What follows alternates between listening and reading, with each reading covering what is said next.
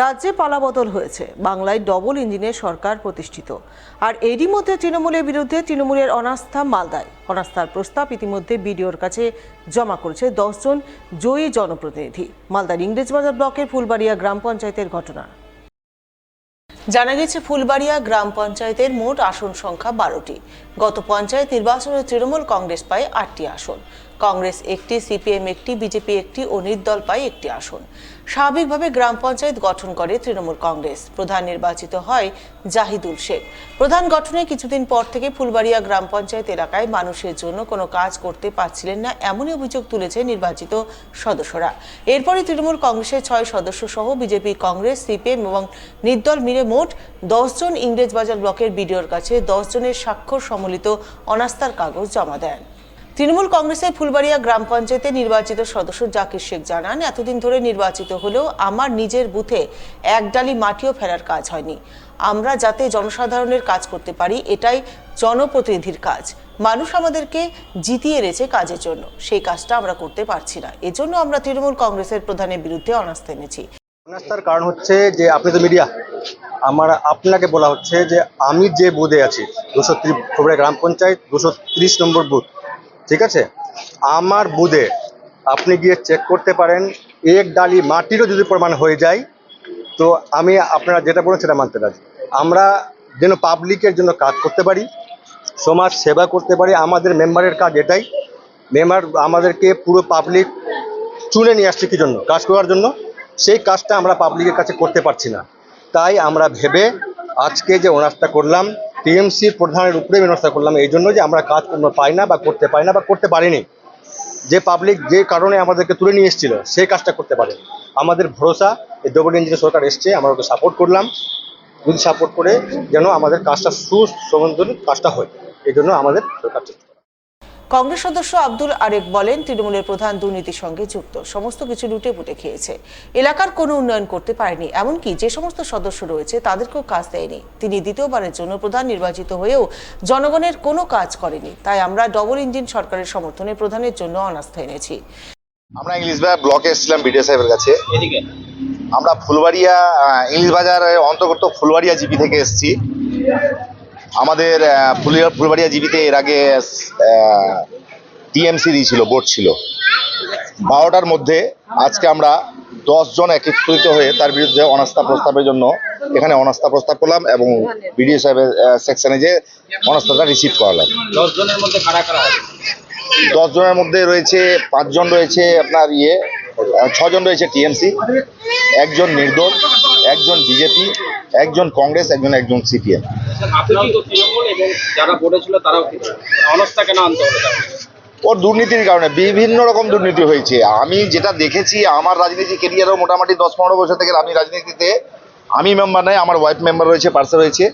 তো আমি দেখেছি বিগত এই 10 বছরের মধ্যে মানে ডিস্ট্রিক্ট লেভেলের মানে টিএমসির যে নেতাগুলো রয়েছে, বড় নেতারা, তারা পুরো করাপ্টেড। বারবার দ্বিতীয়বার তাকে প্রদান করেছে এখানে এবং দুর্নীতির সঙ্গে যুক্ত হয়ে সম্পূর্ণ জিনিস লুটে পুটে খেয়ে নিয়েছে। তার জন্যই আমরা তার বিরুদ্ধে অনাস্থা দেখাবো। বিজেপি নির্বাচিত সদস্য বনশ্রী মজুমদার বলেন, তৃণমূল কংগ্রেসের যে প্রধান ছিলেন তার কাছ থেকে আমরা কোনো কাজ পাইনি, সেই কারণেই আমরা অনাস্থা চাইছি। আমরা চাইছি এবার সরকার পরিবর্তন হয়েছে যাতে সকলের কাজ করার সুযোগ পায়। আমরা বিষয়টি জেলা নেতৃত্বকে জানিয়েছি। মানে আমরা সমর্থন করেছি, কারণ আমাকে সমর্থন করেছে সবাই, ঠিক আছে। আর মানে আমাদের যে টিএমসি থেকে ছিলেন যে প্রধান, তাদের থেকে কোনো কাজ পাইনি আমরা, ঠিক আছে। তাই জন্যই মানে আমরা আর কি চাইছি, কোনো মেম্বারকে কাজ দেয়নি। আর আমরাও চাইছি যাতে এবার সরকার চেঞ্জ হয়েছে, যাতে আমরাও চাইছি যাতে প্রধান চেঞ্জ হয়। কালিয়াচক থানার জারুয়াবাথাল গ্রাম পঞ্চায়েতের কদমতলা গ্রামে ব্রাউন সুগারের বকেয়া টাকা নিয়ে বিবাদের জেরে এক যুবককে কুপিয়ে খুন এবং তার ভাইকে গুরুতর জখম করার অভিযোগে ব্যাপক চাঞ্চল্যের সৃষ্টি হয়। পুলিশ সূত্রে জানা গিয়েছে মৃতের নাম আশরাফুল শেখ, বয়স 32 বছর। গুরুতর জখম হয়েছেন তার ছোট ভাই সাদিকুল শেখ। আশঙ্কাজনক অবস্থায় তাকে মালদা মেডিকেল কলেজ ও হাসপাতালে ভর্তি করা হয়েছে। পরিবারের অভিযোগ, এলাকার বাসিন্দা শিলু শেখ নামে এক ব্যক্তি এই হামলা করেছে। মৃতের পরিবারের দাবি, অভিযুক্ত শিলু শেখ দীর্ঘদিন ধরে ব্রাউন সুগারের কারবারের সঙ্গে যুক্ত। আশরাফুল ব্রাউন সুগারে আসক্ত ছিলেন এবং নেশার জন্য অভিযুক্তের কাছে তার কিছু টাকা বকেয়া ছিল বলে পরিবারের দাবি। আমরা বাড়ি থেকে উঠে আমরা গ্রামের দিকে গেলাম, রাস্তা দিকে। এবার ওই দিক থেকে আমার মেয়ের বাড়িতে টিউল বসাচ্ছে, হেডফোন, ওইখানে আমি বসে আছি। এবার একজন আছে, বলছি যে তোর দুটা ছেলেকে কেটে দিয়েছে। শিলু। কে কাটলো? শিলু নাম আছে, শিলু সে। কেন কাটলো? ওইটা বলতে পারছি না। আমার সকালে বলছে কি 7টার দিকে ফোন করে ডেকেছে, ডাকার পরে এবার খবর হচ্ছে কি কেটে দিয়েছে। আপনার ছেলেকে ডেকেছিল? আমার ছেলে, হ্যাঁ আমার ছেলেকে। কয় ছেলেকে? দুটা। কজন মারা গেছে? একটা মারা গেছে, একটা জীবিত আছে। তো ওইও বলছে কি ওর অবস্থা খুব খারাপ। কে কাটলো? কে শিলু সে। কেন কাটলো? ও নিজে ফোনে ডাইকা কেটেছে। কিছু ওই ছেলেটা বর্ডার বিক্রি করে, কোনো গন্ডগোল? বর্ডার বিক্রি করে ছেলে। কে? Border brown sugar? Brown sugar. কে বিক্রি করে? ওই শিলু সে। ওই যে ছেলেটা কেটেছে ওই ব্রাউন সুগার বিক্রি করে। তাহলে আপনার ছেলে কাটলো, এ কি প্রতিবাদ করতো না এও জড়িত? জড়িত না, ওরা খায় টুকটাক এমনি। মানে এরাও নেশা করতো? হ্যাঁ নেশা কথা, ওই ডেকেছে, ডেকে কেটেছে। বাড়ির সামনে হিন্দুর বাড়ি আছে। কার বাড়ির সামনে কেটেছে? চিত্তু রজকের বাড়ির সামনে। আমার ভাই ছেলেটার নামটা বলছিল, কি হলো তো বলছি কি আয় তো, এরকম কি বলছে। এবার ও বলছে কি হ্যাঁ ছেলেটার নাম বলছে। তো আমরা বুঝতে পারছি ওই ছেলেটা ফোন করেছে। এবার ওর কাছে গেছে, যে এবার সকালে আমরা ঘুমিয়ে ওঠে দেখলাম তো মানুষ জিজ্ঞাসা বলছে কি তুই ঘুমিয়ে আছিস, তোর ভাইরা কেটে মেরে ফেলে দিল। কারা কাটলো? ওই শিলুর নাম শুনছি। শিলু শেখ কি হ্যাঁ। করে? ওই ওই বিক্রি করছে, ওলা পরের নেশা ওসব বিক্রি করছে। সাথে কার ছেলে আছে, একসাথে চলা বসা করেছে ছোট থেকে। একই বেজের ছেলে আছে, বন্ধু যে পড়াশোনা করেছে একই সঙ্গে। কেন? কি কারণে মারলো? ওটা তো উপর আলা জানে আর ওরাই জানে। বাড়ি থেকে কি ফোন করে ডেকেছিল? হ্যাঁ ফোন করে ডেকেছে। কিসের জন্য ডেকেছিল? আমি আর কিরকম বলবো, আমি ঘুমিয়েছিলাম। কয়জনকে মেরেছে? দুজনকে। আমার মেজো ভাই মারা গেছে আর ছোট ভাই এখন ট্রিটমেন্ট চলছে ওর। আপনার ভাইয়েরাও কি ব্যবসা করে? না তাহলে কেন? আপনার ভাইরা কি করে? আপনার ভাইরা কি করে? এই লেবারের কাজ করে। মৃতের শ্বশুরের অভিযোগ, বৃহস্পতিবার সকালে শিলু শেখ ফোন করে আশরাফুল ও তার ভাই সাদিকুলকে বাড়ি থেকে ডেকে নিয়ে যায়। এরপর ধারালো হাসুয়া দিয়ে দুই ভাইয়ের উপর এলোপাথারি কোপানো হয়। ঘটনা ঘটেছিল, ও নেশে খায়, আমার জামাইটা নেশা খায়। ও সকালবেলা কি হয়েছে, হয়তো টাকা পাইবে না কি হয়েছে, টাকা কারণে হয়তো নিয়ে গেছে ওকে। কে নিয়ে গেছিল?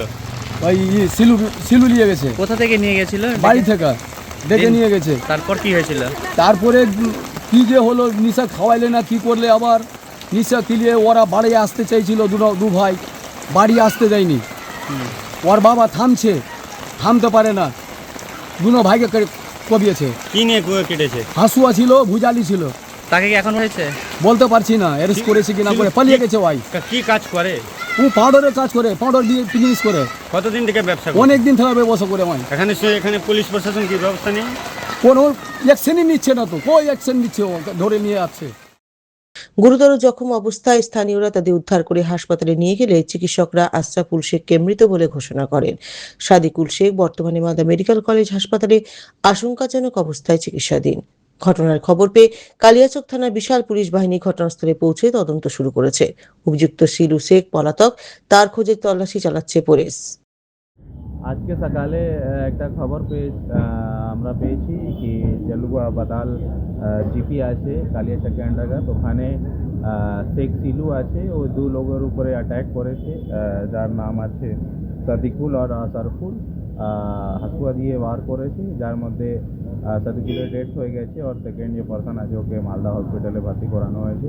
প্রাইমারি যে তদন্ত মতলব যে আমরা ইনকোয়ারি করে পেয়েছি কি মনিটারি ডিসপিউট ছিল, মেবি ব্রাউন সুগার নিয়ে ডিসপিউট ছিল। আমরা भी কেস স্টার্ট করব আর জিনিসটা আর খতিয়ে দেখব কি এরা কি মাদক সঙ্গে ব্যাপার সঙ্গে যুক্ত ছিল কি এরা খেত। ডিটেলসটা আমরা ইনভেস্টিগেশন করে। কোনো ডিটেইন হয়েছে স্যার? না, এখন ও আপস্কন্ডেড আছে, আমরা তালাশি চালাচ্ছি, আশা করছি শীঘ্রই ওকে